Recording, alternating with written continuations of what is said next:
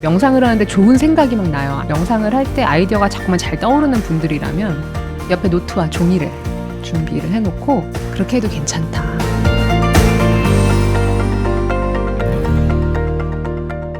명상을 할 때 너무 큰 걱정, 예를 들어 회사 일이 있으면 명상을 하다가 못 찾고 앱을 꺼버려요. 너무 걱정되고 불안해서요.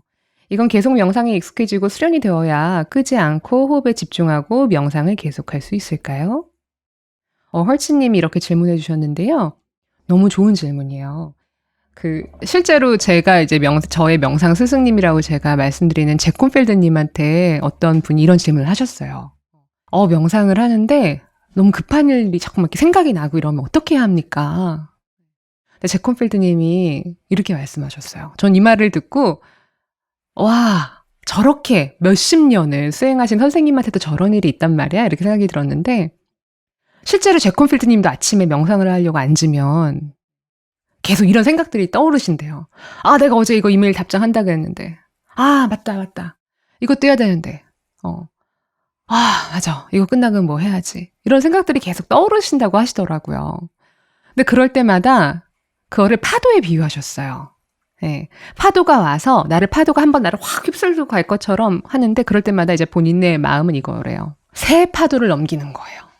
처음에 나를 명상을 하려고 이제 타이머 딱 켜고 앉았는데 처음에 나의 엉덩이를 들썩거리게 하는 첫 번째 파도가 올 거야. 아, 나 맞아, 이거 해야 돼.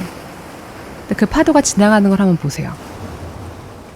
두 번째 파도가 또 올 수 있어요. 같은 맞아, 그건 꼭 해야 돼. 이거 빨리 해야 돼라는 같은 파도일 수도 있고 아니면 아예 다른 걸 수도 있어요. 두 번째 파도도 지켜보세요. 그리고 세 번째, 똑같은 생각이 또 세 번째까지 왔다면 그때 일어나세요. 근데 저도 사실은 이 제콘필드님의 말씀을 듣고 실제로 명상을 할 때 아침에 진짜 바쁜 일이 있을 때 이렇게 앉아서 급한 일 있을 때 해보면은 물론 저도 가끔은 이건 아니야. 지금 빨리 나가야 돼 해서 일어날 때도 있거든요, 정말. 근데 대부분의 경우는 그렇게 한 3번 정도를 보내고 나면 사실 이거는 정말 급한 게 아니라 내가 내 마음에서 그걸 또 만들어내고 있었구나 이런 생각이 들더라고요. 그래서 또 많이 하시는 질문 중에 명상을 하는데 좋은 생각이 막 나요. 아이디어가 막 떠올라요. 이런 분들 있으세요. 네.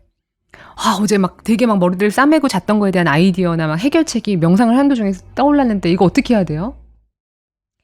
제콘필드님이 또 되게 현명하게 알려주신 방법은 명상을 할 때 아이디어가 자꾸만 잘 떠오르는 분들이라면 옆에 노트와 종이를 준비를 해놓고 이렇게 적고 다시 명상하고 적고 다시 명상하고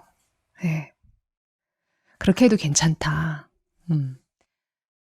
그래서 마음챙김 명상은 무엇을 꼭 해야 되거나 무엇을 꼭 하지 않아야 되는 연습이라기보다는 지금 이 순간 나에게 가장 현명한 것은 무엇인가?